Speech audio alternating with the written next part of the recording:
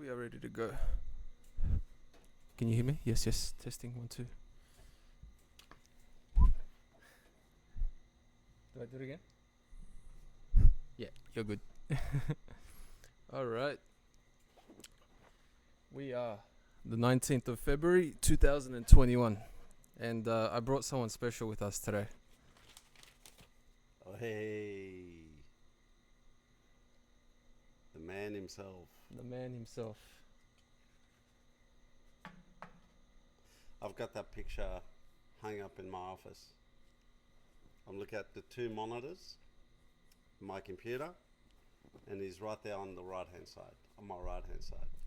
Beautiful. So he's always with you. He's always with me. He's always looking. Yeah, he's never left. I don't believe he's left.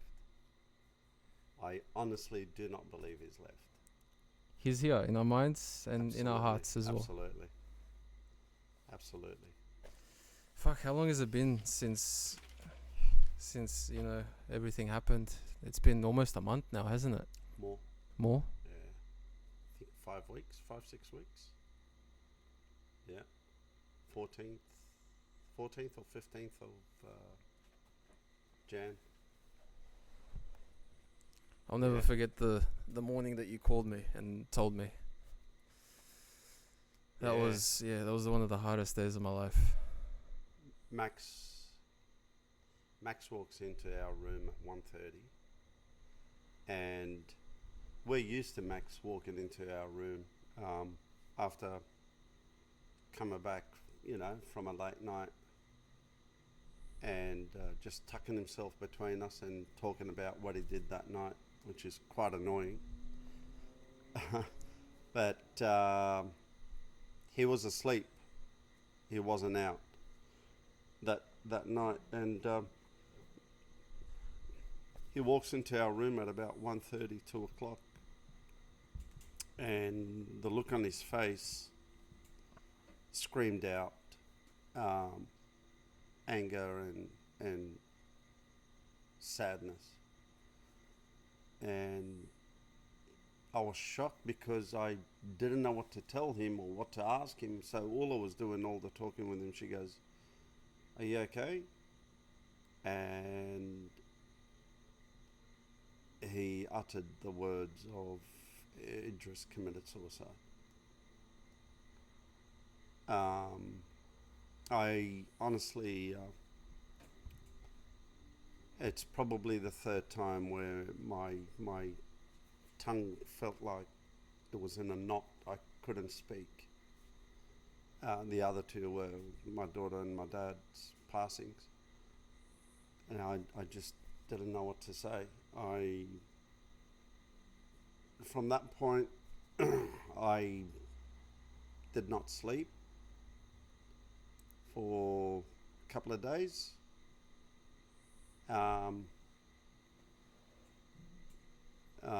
All I was beside herself, crying. I did not cry. I did not cry till I saw Mary the following day. I was just too numb from everything. It was like a nuclear bomb had gone off, and it was just shell shock. Yeah, I wanted so much to believe that it was a nightmare. And I was just waiting for my eyes to open up and go, it was just a bad dream. But my eyes didn't close for them to open up. And I called you the following morning. I sent you a message. Are you awake? I was sleeping when you said that. And I sent Zachy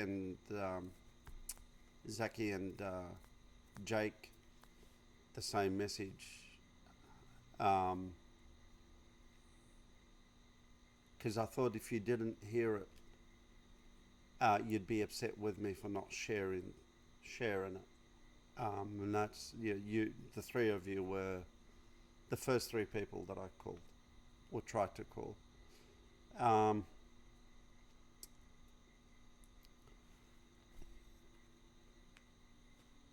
It's hard it's still hard to believe. You know what? I swear, it is still hard to believe. But at the same token, you find solace in the fact that his mind is not occupied with voices. Those demons that drove him to the point of making a decision that Idriss was, no one would think Idriss would make a decision like that. He shut them up.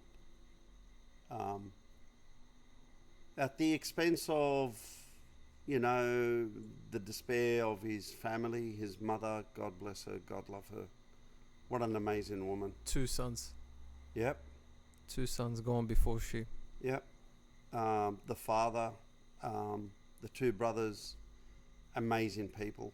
Incredible people. Some of the best people you'll find. Most genuine, down to earth. Without a shadow of doubt. Absolutely not. 2 kids, lost 2 kids. And you could sit there and look at her while she's talking and the way she's conducting herself and laughing at times, crying at others, and you go, what an amazing, strong woman. Amazingly strong. So much lessons you could learn from that lady about how to hold yourself in one of the worst experiences any parent could endure. Oh boy, yeah, Mary is so strong. Having gone through all of that, and being Twice. being there at the gravesite as well, as she was spilling her heart out, was one of the most hardest things I think I've ever had to endure in my life. Her talking and uttering the note that Idriss left, standing before his grave in front of everyone, that's strength. That is just amazing personality. And the paragraph that Khaled's referring to, it says, although his beautiful soul was desperately seeking help, Idriss fought with every strength in his inner being, but he could not escape the thoughts that had consumed his mind. Mum, he said, I tried, Mum, I tried. Please tell them I tried. But there is no turning back from this. I'm too far gone. No one can fix this. And hearing that absolutely breaks my heart. Idriss, to me, was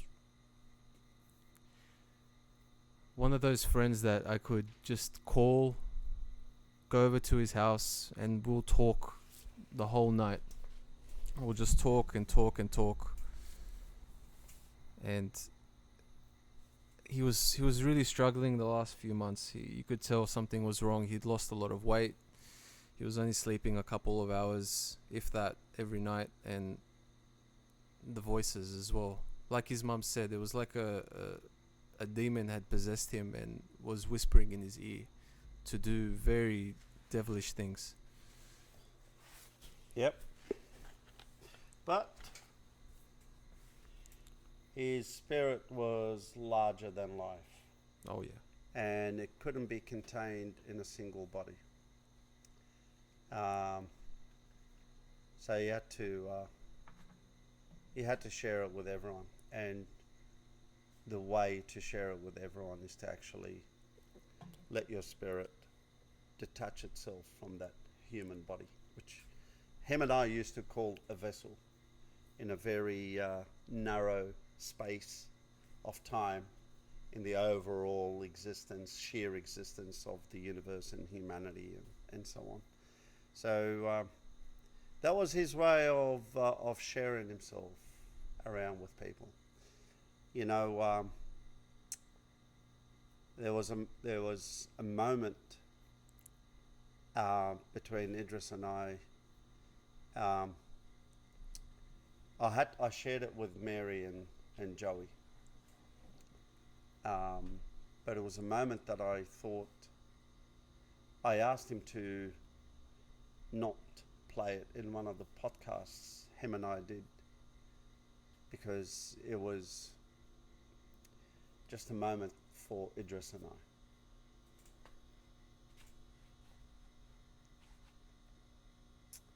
and I didn't want to. I didn't want to share it with anyone, but he taught me so much. And this is where I believe that this is his way of sharing his spirit around with people. He made me accept my dad's death. He said to me,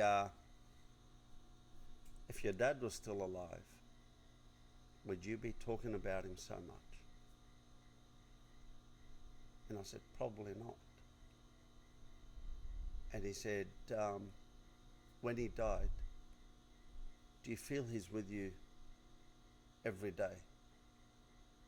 And I said, yeah, well, honestly, I do feel like he's with me the whole time. And he said, isn't that worth celebrating his death? And my mindset just completely changed. So he was the one who actually got you to move past that. Yeah. And I looked at him and because I'm almost twice his age, Idriss's age. And I said, and laws of probability would say the older person would be dying sooner than the younger person. Yeah. So I said, I go, son, do you think I'll be spending more time with you? And he goes, for sure. But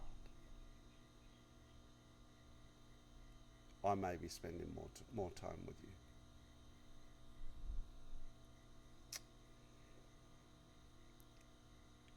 I should have seen it. I should have seen it. This is a thought that I've been playing in my head. Do you think this was planned? Do you think he was wanting to do this all along? I don't think so. Honestly, I don't. There's a guru by the name of Osho who said people with extreme spirituality are prone to stress and depression more than normal people because they can see the negativity that's being exuded by others. Or in other words, they know too much. They can see too much, sense too much. Yeah. And to try and always help others, they actually absorb that negative energy. And in that process, they help others, but they've absorbed that negative energy. So I don't think Idriss could see it. And it's by default or inevitable that highly spiritual people are prone to get to the stage of major depression. And people that go into the state of major depression and have these voices, it's literally their own voice talking to them, right? Alan Watts says people that talk to themselves hear no one else because they're constantly talking to themselves. And people that talk to themselves is literally people that are constantly thinking. So when all you do is think, you're spending all your time thinking about nothing but thoughts. And you hear no one because thoughts are speaking to yourself. You literally can't get out of your head. And that's what happened to him. Yeah. He was constantly, regurgitating, why is this happening to me? Why aren't I able to help people? Why aren't I able to fix myself? Why is my body losing all this weight? And on 2 or 3 different occasions, I met up with him and we took 2-hour walks through Bankstown Airport. And I would say to him, you need to slow your mind down. And when you slow your mind down, you start to exercise inner silence, and inner silence is bliss. Slow your mind down. Stop thinking about things. I can't. Why not? I feel like I failed. Failed in what?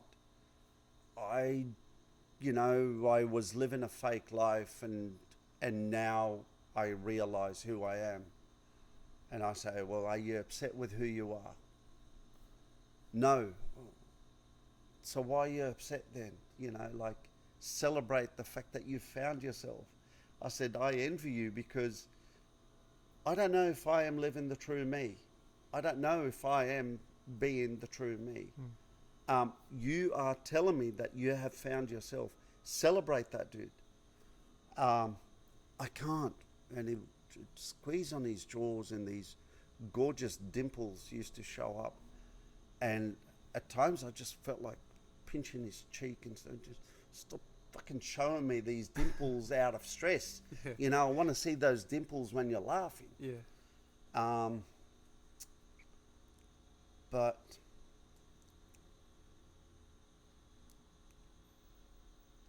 I guess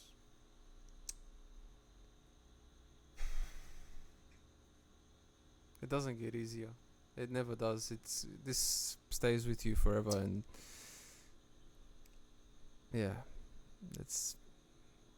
I miss him it's so not much. Idriss, man. Yeah, that was something else. Yeah. That consumed him. Yeah. Totally. His last 3 to 6 months wasn't Idriss. Idriss was gone well before that. He was gone well before that. He was in the midst of an identity crisis with stopping soccer, and I think that contributed as well, and he kind of lost himself for a little bit. He wouldn't admit it. He couldn't admit it. He could not admit that him leaving soccer was a mistake. He always thought it was the right decision.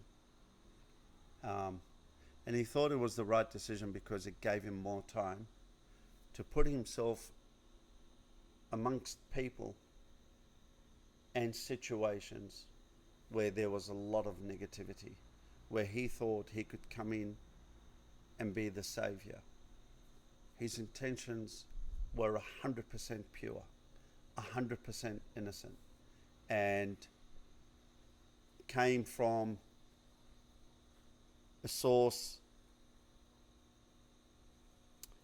that made him believe he can help. And he's helped a lot of people. He has helped a lot of people. And I envy him, and I'm completely jealous of him, right? In a very positive way. Absolutely.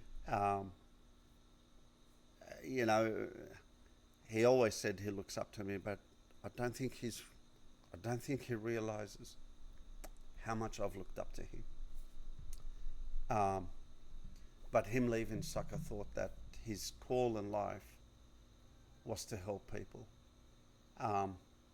There's a few text exchanges between him and I where I've begged him to slow down.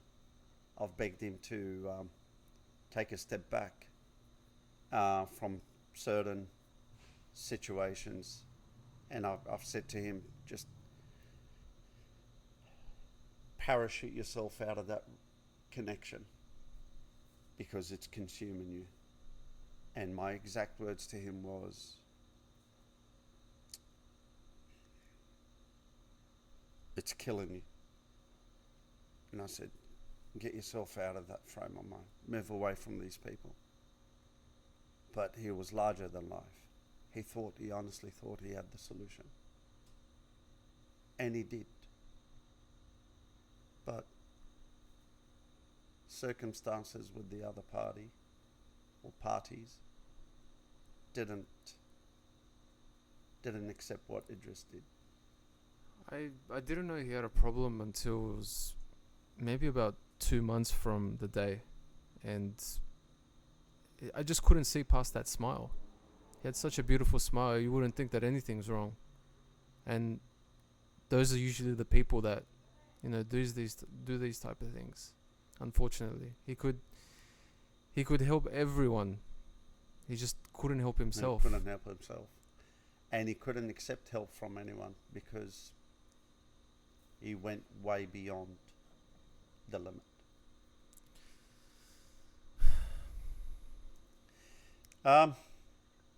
But, as I said a couple of days into, past the funeral, that we need to celebrate Idriss's life and not mourn his death, because he's still alive.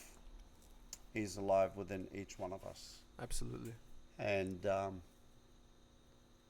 my advice, and I gave you this piece of advice, and I gave it to Max and Noah and everyone that repeatedly went to Mary's house, very close Idriss friends, that anything that you decide to do, anything that you decide, any action you decide to undertake, no matter how big, how small, how irrelevant or how relevant, how positive or how negative, just ask your question, what would Idriss do in my position? The Idriss that we know, not the Idriss that lived the last 3 months, which wasn't the real Idriss. Yep. And I honestly believe if you put yourself in that frame of mind and ask yourself that question, I know he'll be there, and I know he'll guide us down the right path, and ultimately it'll always be the right decision, because that's the Idriss influence. Absolutely. And shout out to the group, everyone who was going to Mary's house, to Idriss's house, and giving them comfort when they needed it. It was very beautiful to see. We all came together, young, old, female, male, boys, girls, Christians, Muslims. Yep. We were all one. Yep. And we were all there to celebrate the life of a beautiful soul that touched so many people and still lives within us today, in our minds and our hearts. Someone that we will never forget, ever. I will never forget Idriss. I'll never forget you. You're such a beautiful boy. Still is. Still is. Even though your physical presence isn't with us, your soul, your spirit definitely lives on forever, infinity. We should have put a third mic. We should have put a third mic. Me and him, we did the first ever podcast together. Yeah. I didn't even know him then. You didn't? I did not know him then.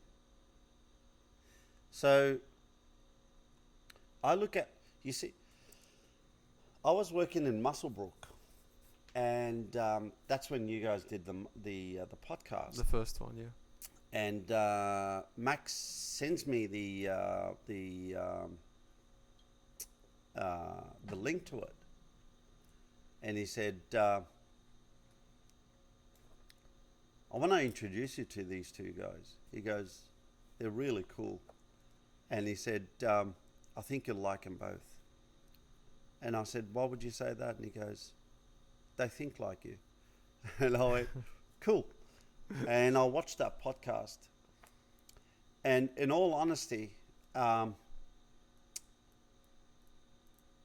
look at you and Idriss as a gift from Max.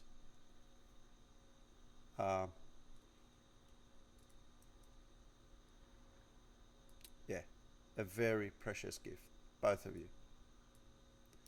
And Idriss has gifted me all the other boys and girls that always went to Mary's house.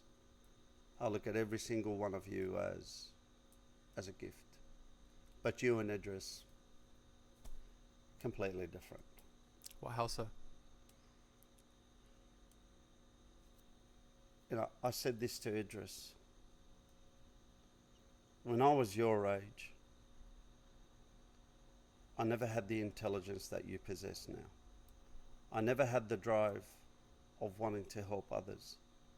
I never had the ambition of succeeding. I never had,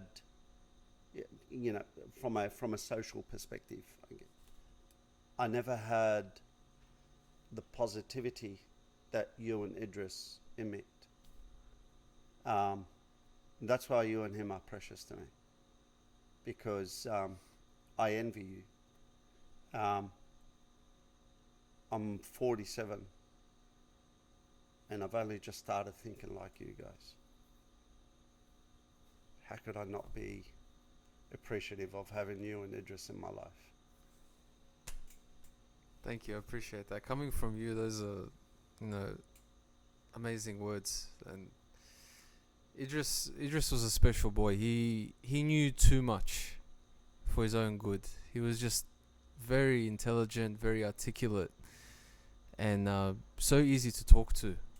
One of the easiest persons you could talk to. I mean, this guy could strike up a conversation with anyone, even if they didn't speak the language.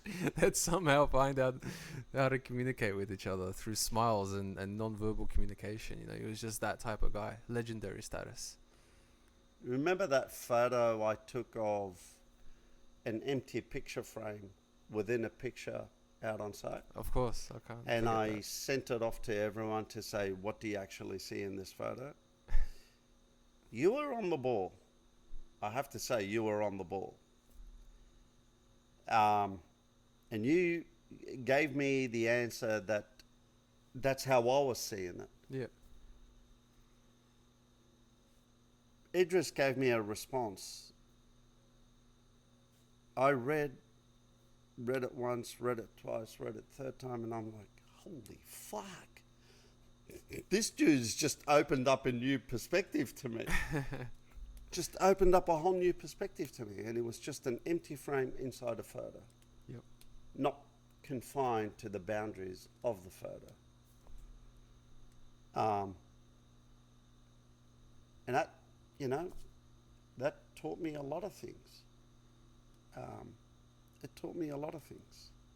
And that's the influence that Idriss had. Oh, man. So, what's happening with you? Well, You want to share it? Well, you did on Facebook. Might as well talk about it. Yes, I got engaged. I popped Give the your girl a question. shout out. Shout out to Vanessa. Thank you for marrying me. I hope you put up with me for the rest of your life. You have no choice now. You said yes anyway, so. You got yourself a good catch. Give him no options. Just tell him what you want. Oh goodness, yeah, it's been crazy, man. This year alone, 2021, we're not even at the end of February yet, and it's been crazier than 2020 has. Wow. It's just been like this, up and down, and it started off really bad, and it shook me for a while, but I took it upon myself, because in moments like that, these things can either break you or they can be rocket fuel and propel you into the direction that you want to go. Well done. I've been through like shocking moments like this in my life before. Nothing as serious as Idriss, but Yep. I used that Yep. as rocket fuel. Yep. And I didn't let it get to me. It took me a while to get over it, but eventually you learn to harness that energy and use it towards a positive outcome. Indeed. And we invested in crypto together, right? I remember when you reached out to me and you bought some Bitcoin. Yep. And I helped you buy some Bitcoin. Yep. Sitting on some nice profits now, aren't you? Yes, I am. But yeah, like I used some of those profits to treat myself a little bit, because for 3 years I ate shit when no one believed in me and no one would listen to me. I was telling everyone, look, you gotta look at this. You gotta look at this. There's so much potential here, and I guess it's I'm just reaping the rewards of that now. So Yeah. I've been very patient, and Bitcoin does reward the patient people in life. And I use that to buy myself a new car. I got a new car, Beautiful new car. and more importantly, a nice little ring. Nice. And I popped the question on Valentine's Day. Excellent. It was the perfect day. You know why? It was perfect camouflage because Vanessa is she's very witty and she'll get it out of you. Right. She'll ask 1,000 questions and she will pick it out of you, right? So I needed to be a little bit more smart with this. So I'm like, I gotta do it, but I gotta do it in a way where she doesn't realize anything. Yeah. And it was perfect. It was great. That's We went for a picnic. We went to the botanical gardens. So I picked her up, and I got to tell you, leading up to it was the most stressful thing ever. Daunting. Yeah. Yeah. For the whole week, I did it on the Sunday, since Monday, just the whole prep for it. It was crazy. It took a big emotional toll on me, but I woke up on the Sunday feeling like $1 million, and I knew that was it. Well, with her saying yes, you feel like you've earned $1 billion, right? Yes, Good even man. more. Well done. When I woke up that morning, I just felt all this confidence, and there was no nervousness, there was no anxiety, Awesome. and that's how I knew that this is it. You know what I mean? Wow. The weather was perfect. It was raining the whole week. But All the holes that day, aligned in the cheese. The sun literally came through the skies, the clouds. So we went That's there. Idriss speaking to you. So now you do it, right? I'm moving the clouds away. Exactly. So we went, and I had called my friend who's a professional photographer, right? And I called him and I told him what I was gonna do, and I wanted him to capture the moment. Nice. And shout out to Milad, you're a legend. Thank you for doing that, bro. I really appreciate that. Good job, mate. And I told him, hide in the bushes. Don't be seen. Well, we wanted to make a big surprise. Mate, how good is he? He would have looked like a perv. How good is he? He had bleached his hair like blonde, so you couldn't recognize him. And he was there with his girlfriend, who he was using as a shield, right? Right. So I had to stall for time because he had been at a wedding the night before and he got really smashed, and Right. he woke up a bit late, right? Jeez. So Vanessa went to use the bathroom, and in the meanwhile, I'd give him a call. I'm like, hey, bro, what's happening? Fucking ready? Yeah, you ready? He's like, oh, Kicks, I'm so sorry, man. You gotta give me some time. You gotta stall so I can get there Get the right settings. and then find the bush to hide in. So I'm like, all right, whatever. So I'm stalling. I'm like, there was a bit of artwork like made out of this thing made out of stone, like an archway. I'm like, oh, what's that? Let's go look at that over there. It's just trying anything to buy some time, right? And she's like, oh, it was hot, and she was bothered. And we were carrying all the picnic stuff. I had like a cheese platter and a wine bottle and stuff. It's like, why are we doing this? Can we just find somewhere to sit down? And like, all right, finally we found a nice little place. The Opera House was right there, Harbour Bridge right there. What an awesome setting. Perfect. Absolutely Couldn't have gorgeous. picked a better place. Yeah. And we sat down, we had some food, we had some drink, just talking about life. And then I see my friend walking. She didn't see him. And I see him, he's walking with his girlfriend, and they were right in front of us, maybe about 20 meters away. And he was taking photos of his girlfriend, but he was actually taking photos of us. Of you guys. Wow. And the whole time I'm messaging him on Facebook, and he's like, cuddle her. And I'm like, it was so funny. And I had poker face the whole time. She didn't realize anything. Wow. And I go to him, okay, I'm going to do it. He's like, okay, waiting for you to do it. So I had a present. It was a big, long box wrapped up in pink and with a little bow. And I told her, you can't open this until I tell you to, right? And I go, all right, time to open your present. So she opened it up. She had no idea what was in there. And it was just a dozen roses that I had bought her. Beautiful roses. And she's like, oh my God, you didn't have to. You already got me a rose because I got her a singular rose. She always asks for just one singular rose on Valentine's Day. Right. But this time there was a special occasion, so Yeah. I had to get more flowers, right? It's like, oh, it's just Valentine's Day. And I go, wait a minute, it's not just Valentine's Day. Today's a very special day. Right. And then she's like, what are you talking about? She's full expecting one of our friends to like jump out of the bushes and surprise her with something. And I quickly, in one motion, I go grab the ring, By the way, trying to hide a ring, it's like this thick in your pocket. You so excited hard. or what? Yeah. And I grab it and I open it, get down on the one knee, and I asked her to marry me. Wow. And she was so surprised. She was so shocked. And she said yes straight away. And at the same time, my friend comes out of the bushes, camera right in her face. Paparazzi. She's crying. She's Oh, like, poor what is thing. happening? How gorgeous. How amazing. But she said yes from first time. And it was a daunting feeling leading up to it. But when you woke up that day, you felt like $1 million. From that morning, I knew it was meant to be. Yeah. I got rejected 8 times, dude. No, you So didn't. what you felt, the daunting experience that you felt leading up to that day, I lived it 8 times. You got rejected 8 times by 8 Ulla? times by Ulla. Yeah. Far out, Ulla. Yeah. It's tough. Tough But crowd. I wasn't going to sit back and just give in. Wouldn't take no for an answer. No.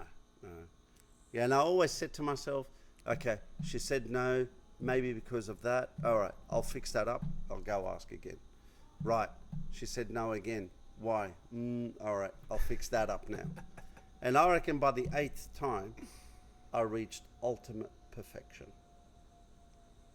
And when she said yes, the first words that came out of my mouth, I kid you not, when she said yes, the first words that came out of my mouth was, get the fuck out of here. Because I was expecting a 9th rejection. You were so used to it. You're like, Yeah. you know, Oh, why is this another time rejection. different? Yeah. Wow, it reminds me of the Michael Jordan quote. I failed over and over again in my career, and that is why I succeed. There's a documentary on Netflix about Michael Jordan. I saw it, yeah. Have you seen it? I was told about it, and the guy that told me about it, he goes, the craziest thing he saw in the documentary was, you know, if there was someone new in the NBA, that Michael would try and make friends with them and invite them, you know, friendly games and whatever. And he goes, what he was actually doing was studying that person and his gameplay. So when they actually meet up on the field, on a basketball field, he had it all over him. Yeah, he had the advantage because he scoped him out. How fucking smart is that? Smart, little bit psychotic as well. Well, Wanting to win that bad. Yeah, absolutely. He was also a degenerate gambler. Like, he just wanted to win at everything. Yeah. Everything. And he had like this gambling problem where he would go and sometimes he'd lose a lot of money out at Atlantic City. The guy was just obsessed with winning. He was the most ultimate winner, not just in basketball, in all of sports. Yeah. There hasn't been just a serial winner like Michael Jordan. Michael. Wow. It was incredible. Yeah, but definitely do watch that. It was a very, very well done documentary. And they were holding that back for 30 years. That documentary? Yep, all that footage. Not 30 years, so that his last season was 98. So about 20, 22 years. Wow. That footage. Sorry, it's just Ulla sending me a message about her dad. Just That's alright. Sorry, mate. Oh, man. Sorry for the poor quality here. I haven't got a good shot, guys, but, you know, nothing's always perfect when you begin, but you keep doing it, and that's how you become better. Yep, that's exactly right. As I say, you always aim to achieve something, but the moment you don't think of not achieving it as failure. It's just a different form of success, because you always end up being in a better spot to where you started, and you learn from the reasons why you didn't achieve what you wanted initially, and you learn from those, and you carry those learnings into your second and third and fourth and fifth and however many times, call it n times, to achieve your ultimate goal and objective. I won't say Absolutely. desire because that's a really bad thing. Yeah, ultimate goal and objective. That's it. And failure is just a part of all that.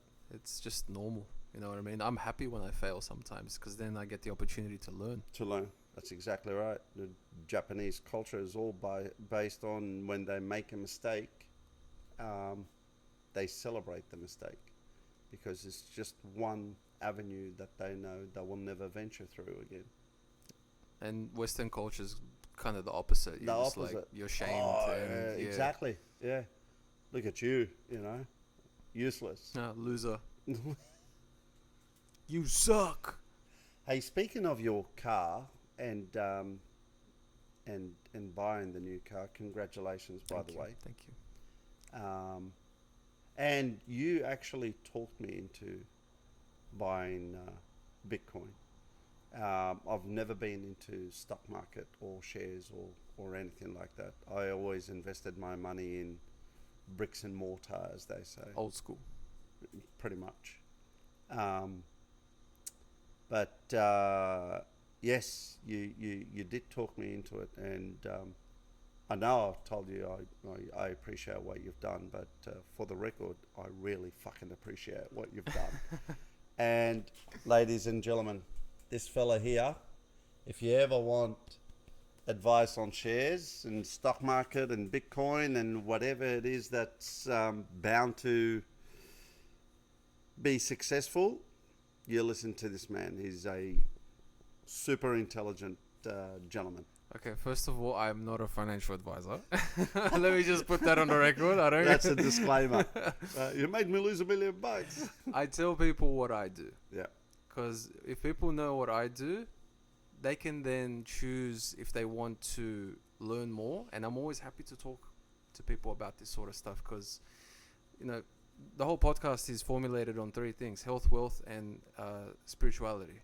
And I believe a good balance in all 3 of those can lead to a very happy and successful life, a fulfilling life. What's wrong with having some money in your pocket? Yep. You know what I mean? And especially if you can do it in a way where you're going up against the establishment by buying Bitcoin. Yeah. Because that's what it is, people. It's a solution. I describe it as like a glitch in the matrix.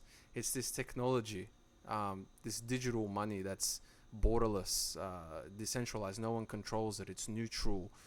It's censorship resistant, and you know it's at about $51,000 at the moment. Now. Yeah. Wow. I was telling people to buy it back when it was under 10. Because I knew, but no one would listen to me. That's the problem. That's the problem, guys. That's why he's a guru. And now everyone's coming to me. And I'm like, no, it's not the right time. It's not the right time. It's already gone up like 10x. You know, when you see a chart and you see something goes straight up vertical, It's going to come down. it's got to come down. It's laws of physics have to come into play, right? Yep. Even for something like Bitcoin. But who knows? You know what I mean? It's gone so far up already.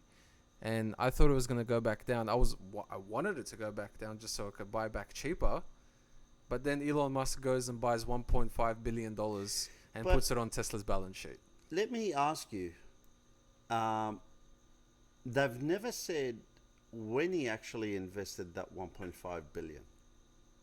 Did they? No, so the way Right. they do it is they buy it without announcing it. So I think he bought at around 34,000 US dollars He's for Tesla's balance sheet. doubled his money. Yeah. And then the trick is, right? So when you have that much power and influence through just a mere Twitter account and you tweet that and the public then knows, then the public realize and they jump in it and pump it even more. Yep. So that's the game right now. And I honestly think Apple, Microsoft, Google, Amazon, the rest of big tech, they're going to follow in Tesla's footsteps. They'd be stupid not to. Yep. Fiat currency, if you're saving money, you're losing 15 to 20% a year in your money. It's literally an ice cube. That's how Michael Saylor describes it. And he goes, the best way to hedge against that is to either buy gold or buy Bitcoin, which is digital gold. Yeah. And because Bitcoin is so new, first in, best dressed. And now you're going to see this massive avalanche of corporate FOMO. and all these people trying to, because there's a limited supply. You got to remember Corporate that. FOMO. Love Yeah. it. That's what it is. There's all these CEOs. They're gonna get together in their companies and they're gonna come up with a Bitcoin strategy, and that's how you know something's revolutionary. Yeah. When we first saw it with the internet. Yep. You know, when the internet first came out, everyone's like, "We got to have an internet strategy." Yep. And when social media came out, everyone's like, "We got to get on social media." So this is just the next thing, and I think it's going to be bigger than anyone really expects it, because I think it's going to $1 million eventually. I think that's where its true. Really? I think that's where its true value lies. But we're not going to get there overnight, or even No. in a few years. It's Yeah. going to take maybe 10 years. I think Yeah. maybe we've got 1 or 2 cycles left. We're currently in this third bull run. The low was at about 3,500. I think we'll peak out somewhere around 200,000 by the end of this year. Is it sustainable though? If it gets up to that value, and there is nothing anywhere near it of an equivalent value, is it sustainable? Like, will the laws of equilibrium within the stock market, wouldn't that make it crash because everything else is so low? The thing with Bitcoin, you have to realize it's not a traditional stock or financial instrument. There's nothing been like this ever before. The way it's been engineered, from a code perspective, it follows Metcalfe's law. Have you heard of Metcalfe's law? It's basically the network effect. It's the reason why Facebook, Amazon, and Google are so big. They follow Metcalfe's law, the network effect. So when Facebook first came out, there was only very few people, but then those people told other people who told other people. So it's squared the amount of users on the network, and that's how it grows. And it's just Right. like a massive parabola, Right. right? And before you knew it, Facebook had over, what was it, like 3 billion users Yep. worldwide. Yep. I mean, that's astonishing. Yeah. When you have that many people in the world using the one platform. It's also very dangerous, mind you, and we can see firsthand what Yep. they did to the Australian government. Yep. Do you hear about that? Yeah. No news. That's insane. That is insane. You know, part of me was like, fuck yeah, this is mad. Fuck those news networks. They get what they deserve, you know what I mean? Because they're the ones cheering and celebrating when people get censored off the internet. And now they got censored, and now they're having a big sook about it. Yeah. So part of me is like, man, this is bad. This is taking censorship to a whole nother level. This is, you know, Facebook is doing wrong. But my other part of me is like, yeah, sucked in, motherfuckers. It's like Facebook fucked them in the face. Yeah. There was on the Daily Telegraph today, on the front page, it said face block and the thumbs down.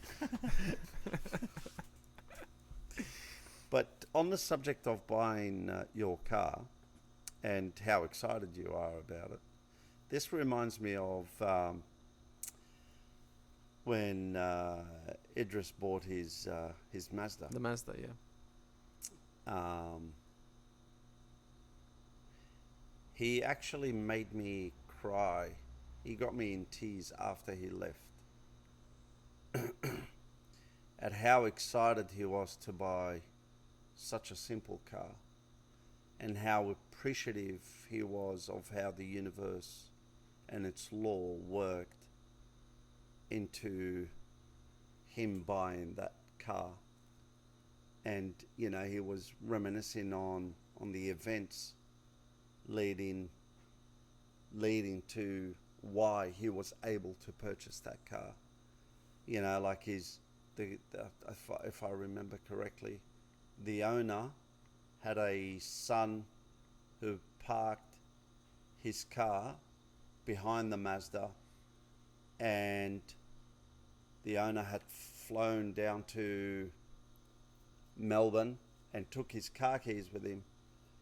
And the owner was telling Idriss this, that yesterday a guy came looking at the car and he was really interested, really keen, had the cash with him, but because he couldn't take it for a test drive, he decided not to buy the car. And Idriss just rocks up the following day, and the son the father found the keys for the son's car. And when Idriss rocked up and he said, oh, you know, yesterday, blah, blah, blah, you would have missed it if I found the keys. The car wouldn't have been here, would have been purchased by this other guy, but I found the keys to my son's car. Now I can move it and you can take the Mazda for a drive. And he was telling me the story. Do you need a pillow behind your back? No, I'm good. I'm good. Yeah. He was telling me the story, and you know, that smile with the dimples, that infectious smile, man, and excitement was just consuming the entire space. And he left, and I looked at my car, and I looked at my bikes, and I go, there's Idriss and his car, and there's my car and my toys, and I don't have the excitement that Idriss has. And I fucking cried. Because although my shit was much more expensive than Idriss's car. Maserati? No, it was the RS5. The RS5. I had sold the Maserati back then. Yeah. But I didn't have the excitement in those, like Idriss had the excitement in that simple car. Mm.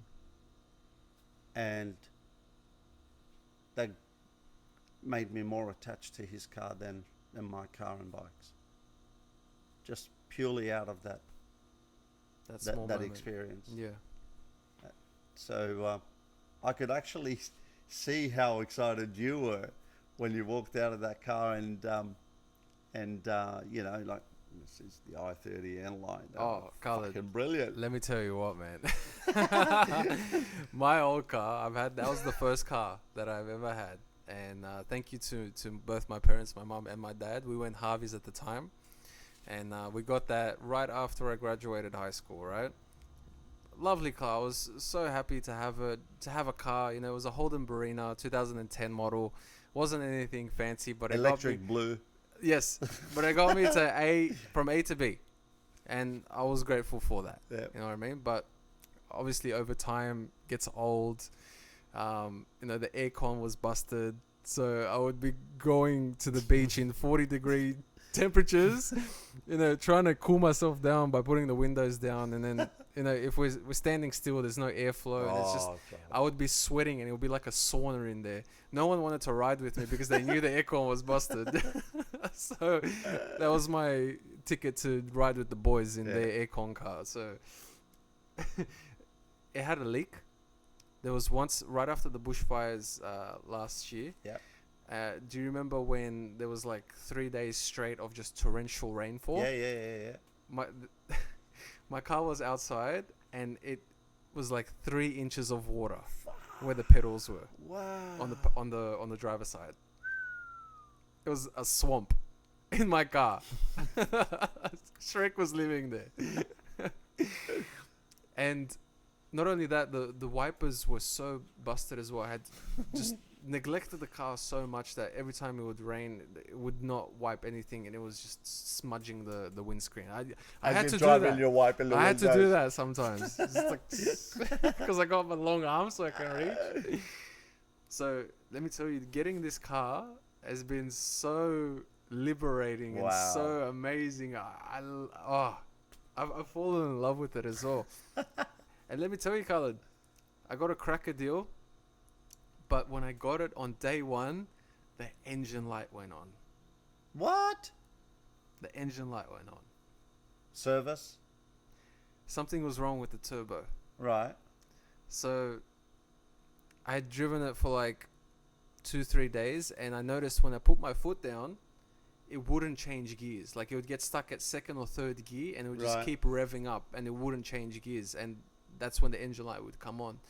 So I'm like, fuck, what's wrong with this? So I had to take it back to them, and I was without the car for 2.5 weeks. Jeez. I only got it back a couple of days ago. Right. They fixed it though. They fixed it. Under warranty. Under warranty. Didn't pay a thing. But fucking hell, man. Like, no communication. No updates. All they told me was that they were waiting for some guy in Korea. and it took 2.5 weeks for this guy from Korea to get back to them. I go, man, 26 million people in this country and no fucking knows what's going on. bro. I have WhatsApp. I can message the bloke tonight. Wake him I up. have Google Translate. I can translate it into Korean and send it to And I him. can tell you what it is. We can do this overnight. Why did 2.5 weeks for a response from Korea? But anyway, I'm just grateful I got it back. They gave me a loan car in the meanwhile, which I'm grateful for. Thank you very much. But you know, it's different when it's your own baby and for sure. what you paid for and For what sure. you got. Yeah. So I'm just happy to be driving it back now. So Good on I'm you. happy. Congratulations. Thank you. Oh Jesus, I never want to go through that again. It was horrible. But good learning experience. Yeah. So yeah, now My son Noah, he got his L's, and I'm looking to buy him a car. And as I was telling you before, he's a smart boy. He's using reverse psychology with me. I asked him,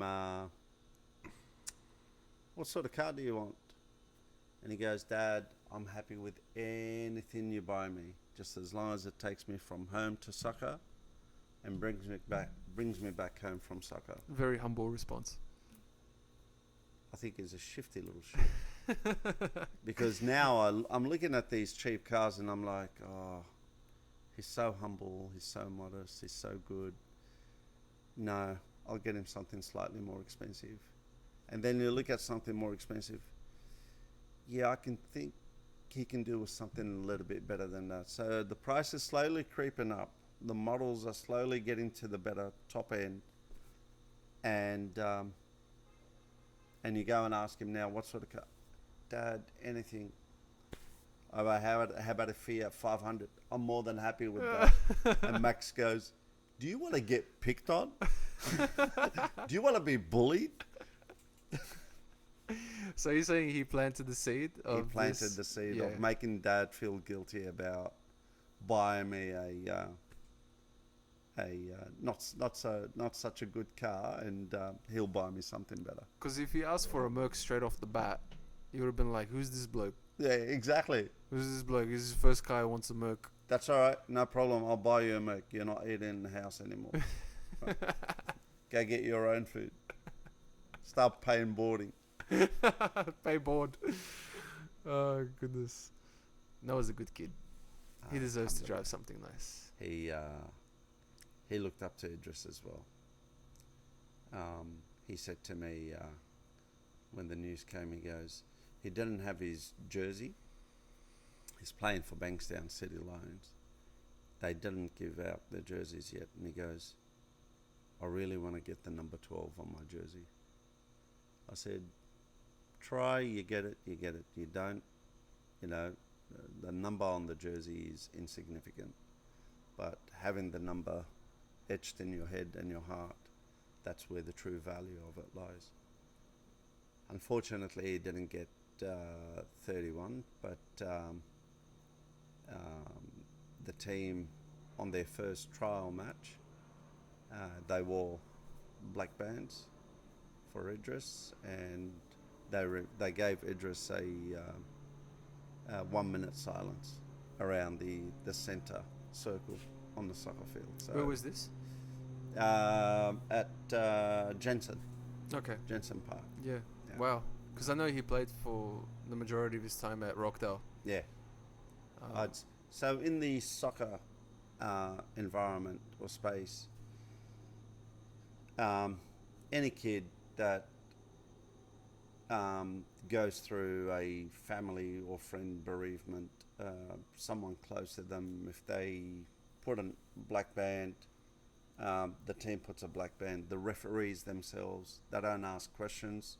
They see the black band and they just call for both teams to go in a circle. Right. And they have a 30-second silence in memory of the deceased. So that's Noah's contribution to remembering Idriss, and he actually dedicates every game to Idriss and his cousin who passed away last year in the shooting.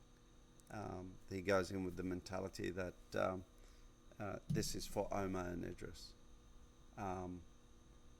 He's been fucking playing like a gun. Yeah.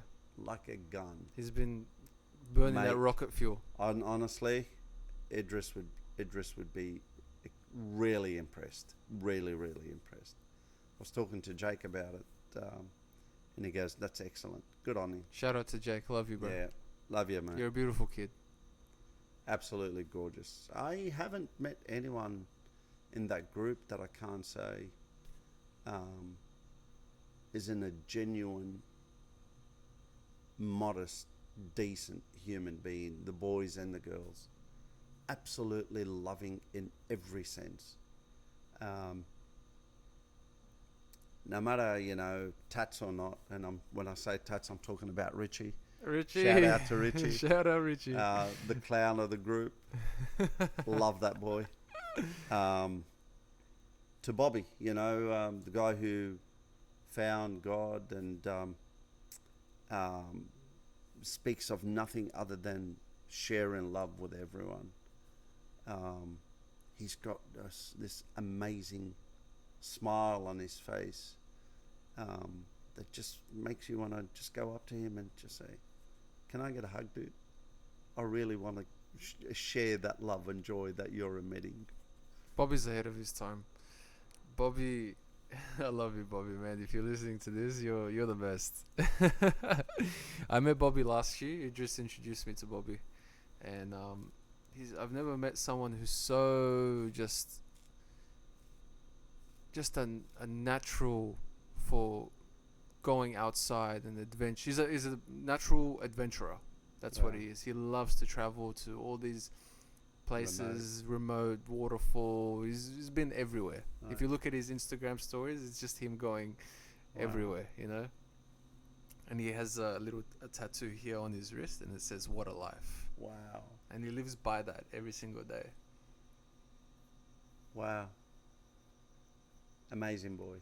He just only hung out with the best people. He attracted those types of people to him with the same energy, on the same vibrations. I was talking to a girl, Orla and I were talking to a girl earlier on about something similar to that nature. And the advice I was giving her was she's still single. Absolutely gorgeous girl. Amazing. Both aesthetics and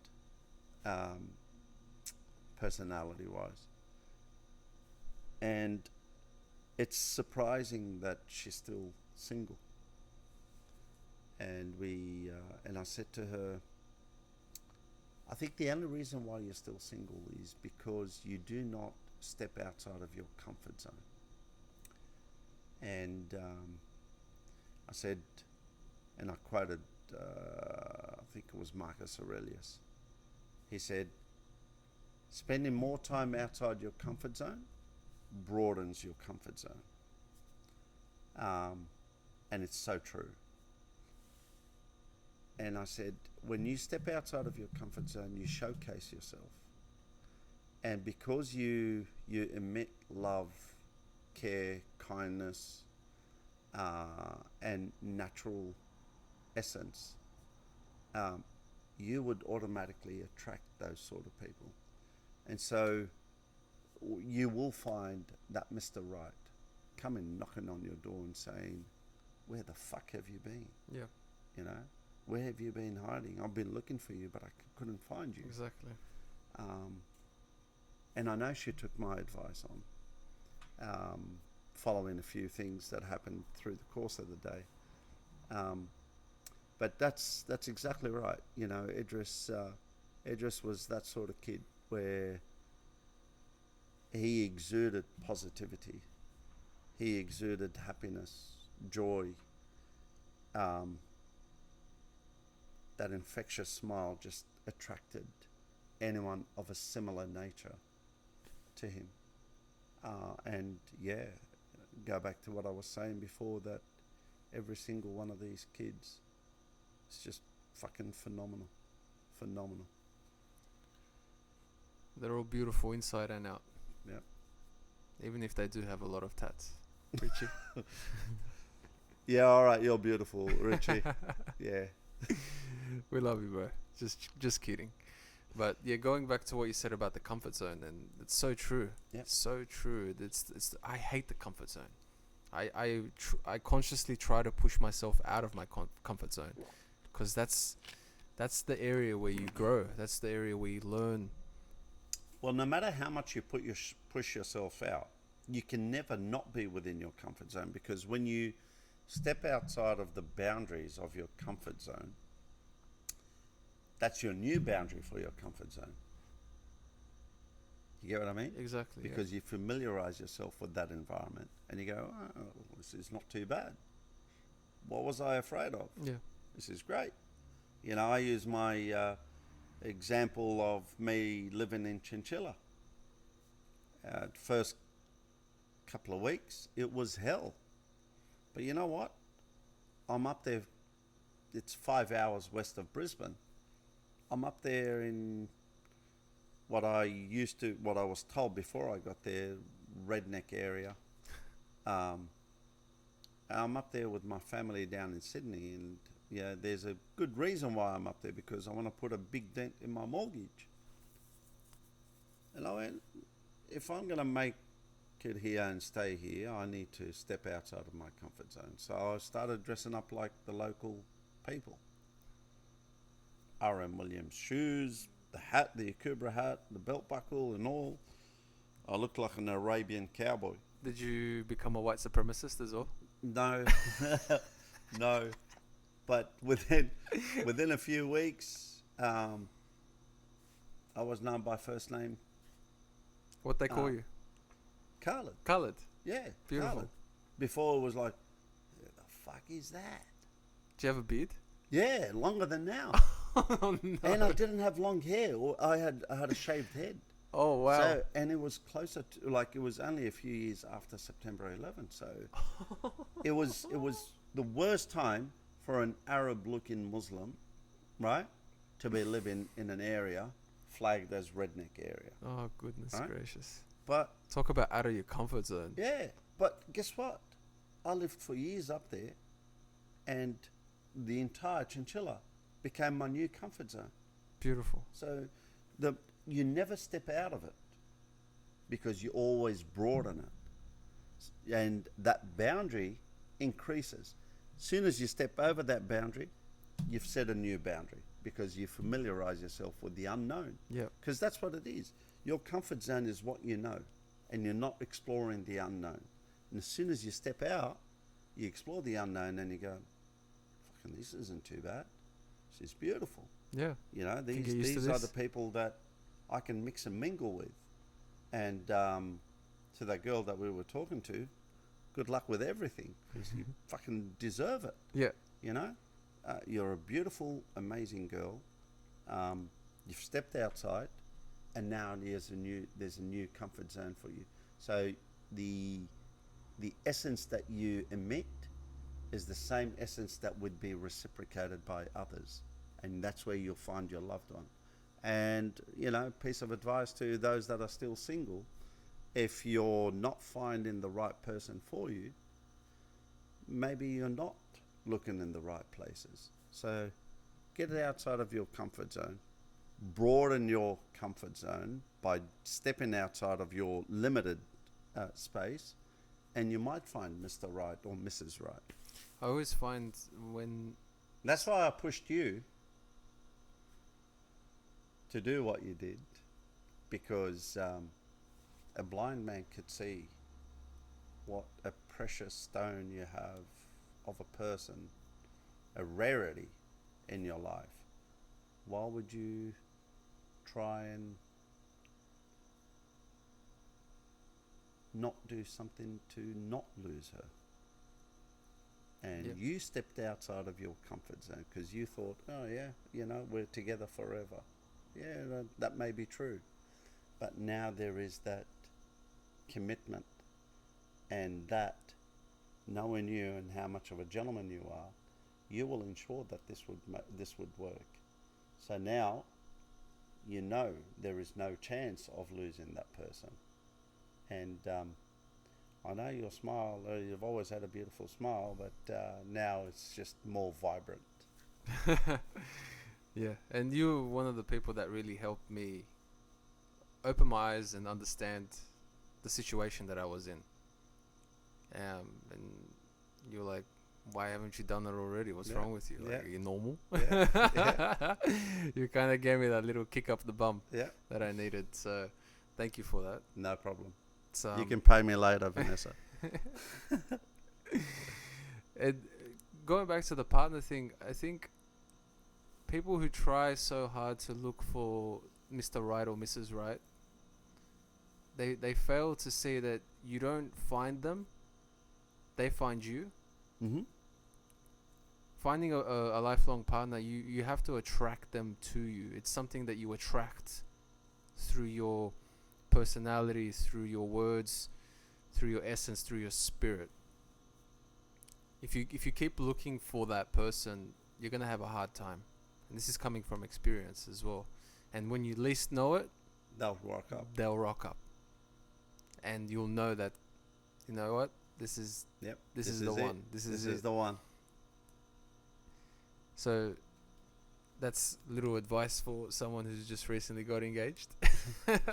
I was fortunate, you know my story. I was fortunate to have found Ula when she was 2 and I was 6. I still can't get over that. And I don't know of any other person that was or is as lucky as I am. And I pinch myself daily at knowing what a beautiful. Wonder if it'll work. No, it won't. Yeah, you can kind Oh. of see it. That's Ula. She's a lovely lady. Yeah, well, you can't really see her that well. I pinch myself at knowing how lucky I am to have her in my life. And I'm not perfect, and I'm no oil painting, but I work tirelessly to keep her happy. And I told a recently married couple, I asked them, I asked the husband or the groom, what is a true man? And he gave me, and I asked you that question as well, and he gave me a rundown that, you know, by the end of it, I almost fell asleep. And I went, dude, fucking answer is really simple. And he goes, what is Amo? I said, a real man is someone that can keep a smile on their wife's face. Wow. That's what a real man is. And he said, how so? And I said, because when she's smiling, the environment will always be beautiful at home. When she's smiling, your kids will always grow up to love you and idolize you. When she's smiling, she's content with everything that you do. When she's smiling, you don't have to go out of your way to make her happier, because she's just naturally happy. When she's smiling, you're happy as well, because you and your kids are all happy. That's what a real man is. You could even say, happy wife, happy life. Yeah. But to the ladies, I would extend that saying and go, happy spouse, happy house. I haven't heard that one before. So it's, you know, just like everything else, you know, the universe is in a state of equilibrium. And I've explained this to Idriss, that he asked me a question once about, was evil created by God? And I said, evil was created by default. And he said, how so? I said, I don't think there was an option about not creating evil, because as soon as you create goodness, evil comes with it automatically. It's the duality. That's the duality. Yep. And the universe is in a state of equilibrium where everything has an equal and opposite. You know, Einstein said, for every action, there's an equal opposite reaction. The yin and yang, you know, the good comes with the bad. Lightness and darkness. Happiness, sadness, positive, negative, North Pole, South Pole. Fire, everything, water. Exactly. Everything comes in pairs. And Alan Watts says they are explicitly two because within themselves they're opposite, but implicitly one because one cannot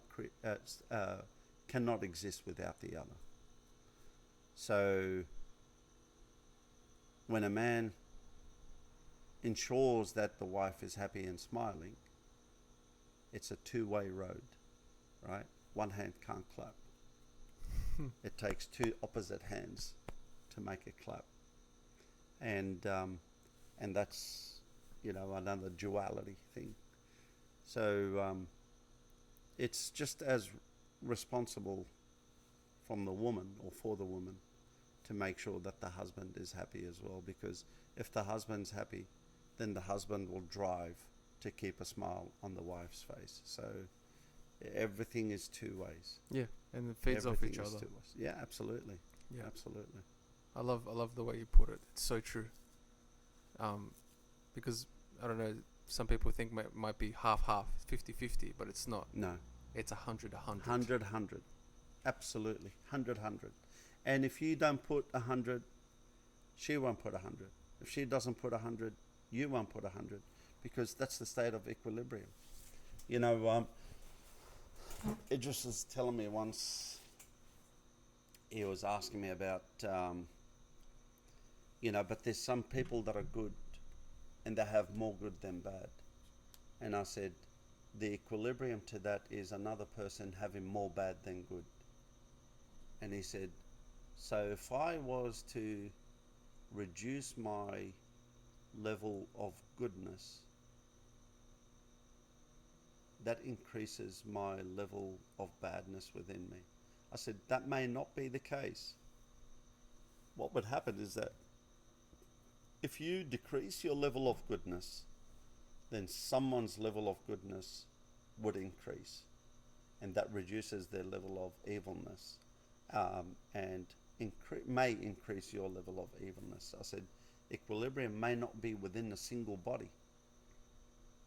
It's the entire universe that's in equilibrium. So one person may not be 50-50 or 100-100 between good and evil. It could be a combination of two different people, whether they know each other or not. And I use the example with him of two sticks. You know, you put two sticks and you lean them against each other. And what happens to them is that they stand. But you take one away, the other one will fall.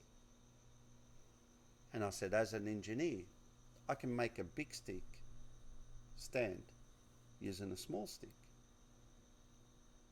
But the equilibrium to that is someone else will have a big stick in the opposite direction to yours, being stood upright by a small stick that is in complete opposite to yours. I said, it's not a question of equilibrium within yourself. It could be an equilibrium within a group, within two people, a group of people, a nation, or the entire universe. So if you become better, someone's getting worse. It's a fact of life. How do we know what's good and what's evil? Is it a subjective matter, or is it set in stone? How do we find out what is a good act and what is an evil act? Because to some people that might be different things. Is there something that guides us? Maybe a spirit, like a holy book? I mean, there's holy texts that tell you what's right and what's wrong. That's a fact of life. But there's also texts that are not um, theist texts, the atheist texts, or wisdom texts. And I view Buddhism as a concept of wisdom rather than a religion. Yep. I don't believe Buddhism is a religion. It's just a way of life. Because it doesn't tell you what's right and what's wrong. Much like, or much unlike, the Torah, the Bible, and the Quran, which tells you this is right, this is wrong. You can do this, you can't do that. Yep. If you do this, you're doing good. If you do that, you're doing bad. So there's a clear set of guidelines. Yes. In those kinds of And books. some people can only live by those clear set of guidelines, right? As a narrow narrative, a simple explanation, set guidelines, you live by those, and if you do what is said in those and classified as good acts, then you're a good person and you're doing good acts. You do the opposite or the contrary, and you're doing bad, evil acts. Buddhism, on the other hand, doesn't tell you that. It tells you, no matter what you do, if it's not a good thing, someone else is doing a good thing. There's the equilibrium. Yep. Right? So don't be too hard on yourself. Because if you didn't commit the act, the good act, someone else is doing that. And if you do a good thing, someone else is doing a bad thing. So don't be too happy about doing a good thing because someone else is doing a bad thing. So it's wisdom. There's no classification about right or wrong. There's no judgment. None whatsoever. And that's one of the beautiful things about Buddhism, is that you're not here to be judged. You're not here to be told you're doing this right and you're doing this wrong. If you feel it's good, good for you, right? But you personally need to understand and be happy with what you've done, what you're doing, and how you're doing it. And Buddhism always preaches, don't hurt anyone, because you're all one. If you hurt someone else, you hurt yourself. Exactly. You know, Alan Watts explained it in a very profound way. He said, if you grab a bottle of ink and you throw it against a white wall, what happens is this glass ink will shatter and the ink itself will splatter all over this white wall. And he goes, right at the center of that impact, the point of impact is where it's dense. But then as you zoom out and you start looking outside of that impact zone, you start to see little dots of ink separate. And he goes, that's how we humans are. We just look at ourselves as isolated, that we are just a dot Individuals. on this white wall. But our source is the source of where the entire thing came from. So humanity is one with the universe, because we came out of life, we didn't come into life. That impact and that us being that one single blue dot, so many, such a distance away from that source of impact. Where is your source? Where is your origin from? There, and where everything else on that white wall came from. So what you do, be conscious about what you're doing. Don't be too judgmental on yourself. Just be conscious about what you're doing and how it may impact people. Yep. But there's no right or wrong guidelines. I hear that so many times. It's a very common theme of us all being one. I can picture like everyone that has this kind of spiritual cable connected to them, and that's then connected to everyone else and everything in the universe. Like that's why we're all connected, whether it's like this table here, you in the flesh, or an animal. we're all connected in some crazy way that we don't understand and that we can't measure, that science can't really measure at the moment. But there's been profound experiences in my life which has led me down that thinking. And it makes sense when you really look at it. And, you know, people like Alan Watts articulate it so perfectly. Yeah. And I remember you sending me the Alan Watts chill step videos. Yeah. Oh my God, guys. If you get a chance, type in on YouTube Alan Watts chill step, and you listen to that before you go to bed, and it is the most amazing thing ever. Listen to it when you're driving to work or in the train. It just opens up your mind. Oh my God, what you a have guy. a great day after. What a guy. Yeah. He's so interesting to talk, the way that he uses his words and the way So that, simple. yeah, the way he describes concepts. Yeah. So simple. Relates Incredible. all his concepts and principles back to day-to-day life. And it makes so much sense. And you go, oh, fuck, he's right. Shit, yeah. Absolutely. It just, he puts it in a way where it's obvious and there's no, you know, ducking or getting around it. It's just, that's what it is. Yep.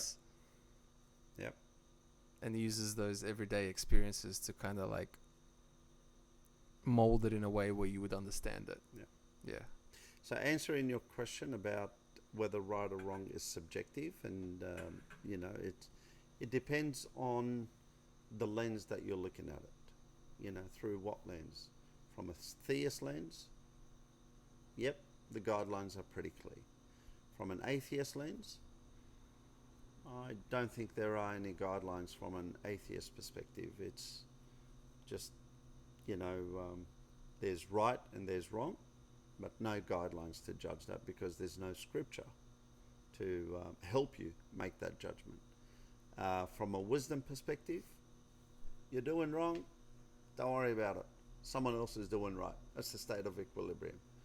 You're doing right, kudos to you. But be careful because someone else is doing wrong, and just as they're the same magnitude. So, you know, we're all part of the one. If I look at it from a modern lens and I see what's happening in the world today, and I see mandatory vaccinations, and I think to myself, gee, that's a little bit evil, isn't it? But other people don't see it like that. Yep.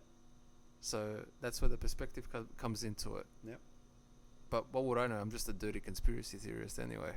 I mean, just to put it in a different perspective, Saudi Arabia has some pretty serious punishments for crime.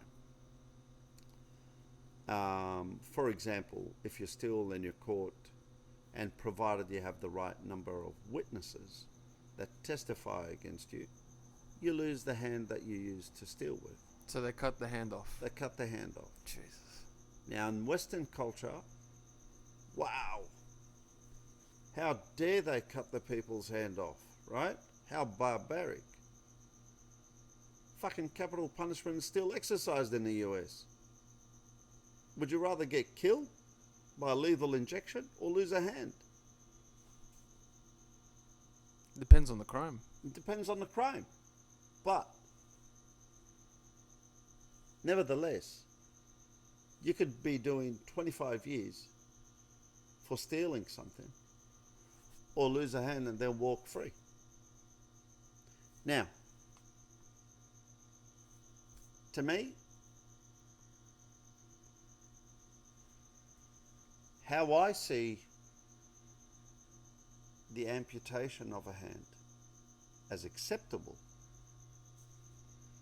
is other people are learning the lesson, because when they see a person walking down the street with an amputated hand, they can put one and one together and go, maybe 9 times out of 10 this guy stole something and he lost his hand. You know what? I'm not fucking stealing shit. I don't want to lose my hand. Yeah, fuck that. Right? It's physical presence of a learnt lesson. There's nothing better than that. But you don't know if you've met a bloke that has spent time for committing a crime. And if he doesn't tell you, you would never know about it. So how would you know if he's trying to persuade you to do something, to commit a crime? How would you know that this is coming from someone that has done their time and now is persuading you to do something similar? It's going to land you in jail. You get what I'm saying? I do. I remember in Syria, I was going to my uncle's shop and I saw 3 people hung in town hall in Damascus. And it was quite common. Public hanging. Public hanging. It was quite common in the Arab world, especially in Syria, that on a Thursday morning, you would see people hung in town hall, and in front of each person is a write-up about the crime that they've committed. Jeez, that's heavy shit. And I was 12, 13 years old. So young. And I saw 3 guys. And I said to my uncle, I wonder what crime they did. And he goes, let's have a read. So these 3 bodies hanging off a noose, probably about 20 meters away from me. Dead. Yeah. One of them had urinated. Because a lot of people urinate. Yeah. When you die, you lose some control people of actually your bowels, yeah. lose their bowels. Yeah. And there was a write-up and about the crime, and behind me was someone that was reading their crime, and he yells out to his mate, "These fuckers deserve what they got." And the guy couldn't read, and he said, "Well, what did they do?" And he said, "They raped a 12-year-old boy." And he said, and the guy said, "Well, that's a crime I will never commit." And in your head, it becomes etched in your head, I am never, ever going to contemplate the idea of committing a crime like that. Because that's my destiny. You see it right there in front of you, hanging. That's my destiny. Yeah. Now, the act itself may seem barbaric if you look at it from the lens of looking at the act. But if you look at the reasons for that act, it justifies it. So what's right, what's wrong? It depends on how you're looking at it and from what perspective you're looking at it. Oh man, that is so crazy. Obviously we don't have that in Western culture. Well, we do have capital punishment. Okay, but you have to do something really bad though, right? Fucking raping a child is really bad. That is bad. Yeah. But they don't charge capital punishment for pedophiles. Pedophilia is actually becoming more normal now. It's a separate topic, right? It's actually really disgusting. Yeah. And it's all coming from California as well. Yeah, absolutely. They're trying to normalize it. Yep. Why? I don't know, man. Because they're trying to create an environment that is inclusive. What, for pedophiles? Inclusive. Just in general. In general. Inclusive. And that's dangerous. That's dangerous. Because there's some people that are so demented that I'm probably not at liberty or have the authority to say they need to be ostracized, because I'm just not qualified enough to say that. But from my perspective,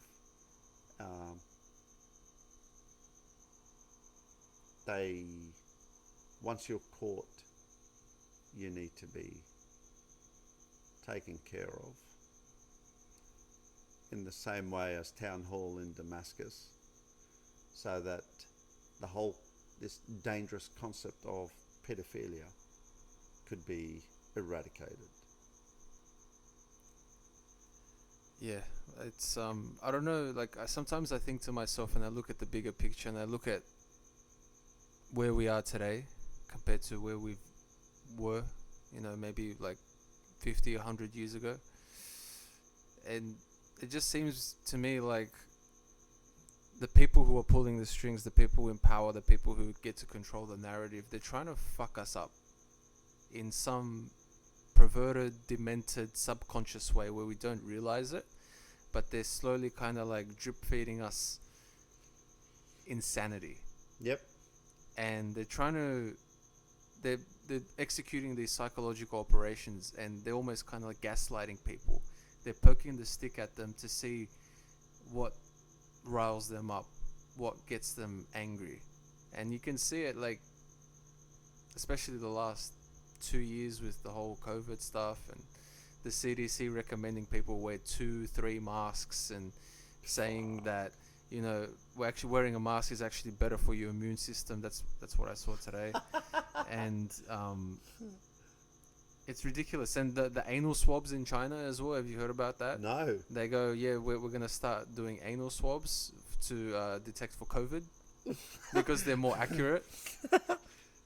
I mean, they're just gaslighting people. They're trying to see how far they can go. Isn't COVID respiratory? It is. So what's your fucking ass has to do with it? I have no fucking idea. I don't know. That's why I think sometimes that they're doing these things to see how far they can push us until people will actually like snap, until they just had enough. Wow. It's very strange, and the whole pedophilia So thing they're swabbing people's in China, arses yeah, to test for COVID. yeah. What a shitty disease, pardon the pun. Fuck. And the whole transgender thing as well. There was this story of this male who transitioned into a female and then was competing in MMA and actually broke a couple of girls' skulls because The weightlifter, the Kiwi weightlifter. I think You so. seen that? Yeah, the Kiwi weightlifter that broke the records. Yeah. yeah. I heard about that Yeah. one as well. Now, look, you know me. You're a fairly liberal person. Very, very liberal person. You wanna, I mean, you wanna call yourself a she, dude? You have my respect. A woman wants to change her gender. It's not my position to judge them. Whatever makes you happy, right? As long as you're not hurting anyone, you go and do whatever you want to do. Yep. You want to suck a dick behind closed doors, dude, please. Whatever makes you happy, just don't hurt anyone. Yep. If I'm sitting at a table and enjoying a meal with you, I don't want to hear about it, right? You happy with it? I am, honestly, my heart is with you and I'm very happy for you. You want to change your sex, become a man or become a woman or change your gender, go for it. But when you get to a point where you're actually impacting naturally born females in a sport that they've trained their ass off for, and let's be honest with here, and I'm not speaking this from a defamatory perspective towards females, but we are different. Males and females are different. Scientific Our anatomy is different. Absolutely. Right? We're not the same. We will never be the same. I mean, females bleed 7 days a month and they remain alive. No other creature bleeds 7 days straight and stays alive. And that's one of their strengths, right? And this is why I personally think females are far more superior to men. But at the same token, the male gene is naturally bigger than the female genes. So, you know, it is common to see bigger men than women. Again, this is not defamatory to females, because I think just that level of petiteness is sensual, it's exquisite. But when a man changes his gender to a woman and goes and competes in weightlifting and breaks all these records within a single event, and you have females training their ass off day and night for years, and not just to compete in that event, but around the world in the history of weightlifting, and some fuckwit to come decide to want to be a female and go and break these records, and he had to his advantage the natural male stronger gene. Let me retract back the word stronger, different gene to females. That's awful. That's awful. That's taking it beyond. I agree. Dude, it's not fair. if you're a man, I mean, I look at rugby league here. You get to a certain age, and to classify you as a player of a certain age or a certain level is not dictated by your age anymore. It's dictated by your size, your weight, your strength, and your ability. So sometimes you have 13-year-olds playing in 15, 16-year-old grades. That's because they're built similar to what a 15, 16-year-old is. And if you're going to put that kid, that massive 13-year-old kid, to play against a normal-sized 13-year-old kid, you're actually scaring them. You may injure them. You put them at risk of being injured by this massive kid that's going to run through them every time he or she grabs the ball. So, you want to change your sex? Kudos to you. You're not allowed to compete in this. You're not allowed to compete at that. You want to change in sex and be a female? You compete against men because of your ability, your strength, your size, and your training regime. And that's where you create the equality now of having a competition where not only men are competing against each other, but you have men and capable women competing against capable men of the same level and the same grade. Mate, you want to be an MMA fighter, you were a man, now you're a woman, fucking I'll put you a ring against Dos Santos. You're capable of doing it. Yeah. Right? But if I'm going to put you in the ring against, what's her name, Holly Holmes, what are you going to do to her? You're going to annihilate her within 5 minutes. Holly Holmes is an exception. She may get one of those invisible kicks over your head and knock the fuck out of you. Yeah. And fucking you deserve it then, right? But how many are on that caliber? Not many. Not many. Right? So you create equality by putting gender as an insignificant factor. You look at the ability, and then you say, you're of this grade, you're of this level, you're competing against these people. And it's a mixed gender. I don't know what the obsession is, and it's mainly, I think it all comes from the left, about this obsession with gender, right? And I get that, we want to be more inclusive, and, they recently changed, they don't want people to say mother or father anymore. I don't know if you've heard of this. Yeah. They want to say parent A and parent B. Yeah. Parent 1, parent 2. A nurse lost her job in Melbourne. Did you hear about that? No. She lost her job because she found a child crying, and she said, "Where's your dad?" Yep. What the fuck, guys? True story. What are we doing here? Yep. Like, where are we headed? What is this wanting to control speech? And a lady lost her job because she said something that was deemed inappropriate. Where's your dad? How do you know this kid doesn't have two mothers? What about the recent article, the polygamous trio of 3 gay men? What did they do? They won the court case of having a polygamous relationship. So they can They're married to each other, all three of them? all three of them. They have 1 or 2 kids. Oh, and they have kids with Yep. them as well. And that's fine. You want to be in a trio relationship, by all means. You have a choice of who gets sandwiched. Kudos to you. Kudos to you. But why do you and again, why do you apply that law to 3 gay men? And if a Muslim man wants to wed another wife or have 2 wives, that's forbidden. That's not allowed? That's not allowed. Why? Why is that? Polygamy is not part of our constitution. You fucking set the precedent. You've set the precedent. It's rules for thee, but not for me.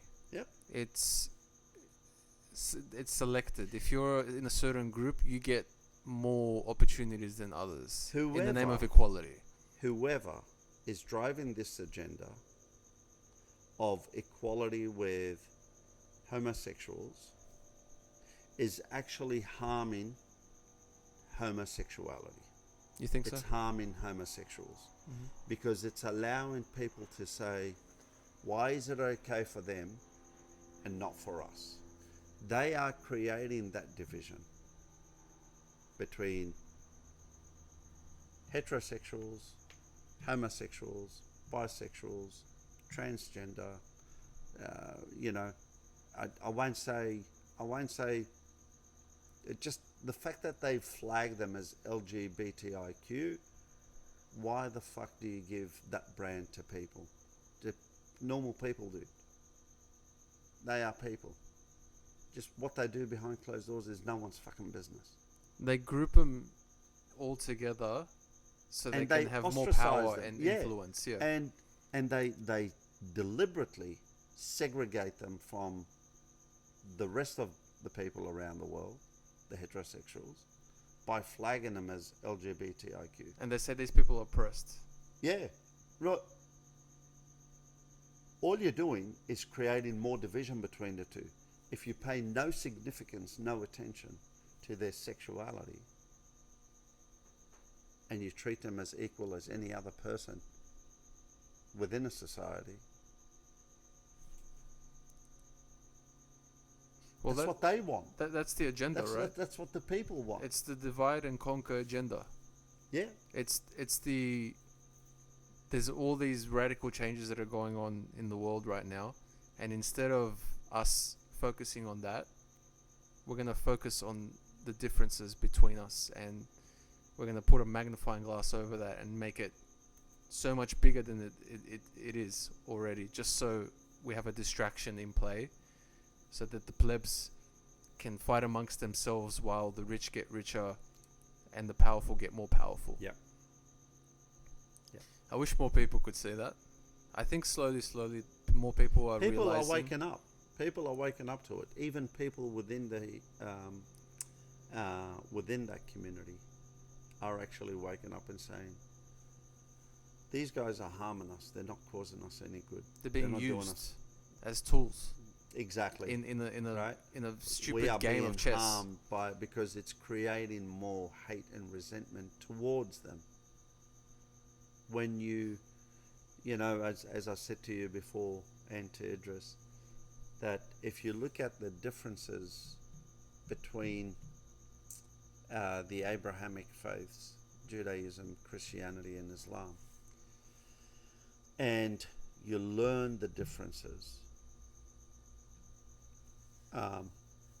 it's a much easier process than actually learning the similarities, because the similarities are so fucking huge. So if you learn the differences, it makes it a whole lot easier to accept one another. And as soon as you acknowledge those differences, you can put them aside and discount them, because the similarities would be so obvious then. And then the question of flagging someone as Muslim, Jew, or Christian, or Hindu, or atheist, or agnostic, or Buddhist, or polytheist, all become insignificant. Because the root is we're all humans. We're all part of that one glass ink that hit that white wall and is spread out. And that's our source. And we're all one. And we come out of life like a tree, an apple tree, apples, and an orange tree, oranges, and a grapevine, grapes, earth, peoples. And we all come out of earth. And guess what? We're all fucking going back into it. That's awesome. So we're all the same. Yeah. Right? Even if I would carry on with that analogy of the apple tree, just to prove to you that you may have a field of 100 apple trees. And you would look at every apple tree as a different apple tree. But look at one apple tree. You grab an apple out of it. You eat it. There's a seed. You plant that seed. It grows into a different tree that has many apples on it. You grab another apple. You eat it. That has a seed. You plant that seed. How many trees have you got now? 3. Where did they all come from? That one single apple tree. You have a field of 100 apple trees. They're all different, but they all came from the one fucking apple seed. So they're all different, but they're all the same as well. Yeah. Because they're all one. Exactly. And, you know, you can even go as far as to trace it back to how everything was created, which in modern science, no one knows for sure, but we have a theory and it's called the Big Bang. Yeah. And you could say that we all came from stardust. Yeah. We're all created from stardust, from that Big Bang. You know, as a Muslim, in the Quran, the Big Bang is mentioned in the Quran. It is? So to me, as a Muslim, who is part Jew as well, it's not a theory, it's a fact. So when Alan Watts mentioned that glass, yep, you know, of ink breaking on the wall, it just grew me more attached to my faith. And it's in this verse, and I'll get you the verse, and I'll get you the verse. It's mentioned in there that the universe is expanding. Wow. It says it in the Quran, the universe is expanding. And the only thing that expands, anything that is expanding, had a source. Came from a single source. Yep. Because if your motion is moving away, expanding, you're moving away from something, from an initiation, from an origin. So that's the Big Bang. So, yes, you know, it's not a theory. That's the start of existence, or the initiation of existence of the universe.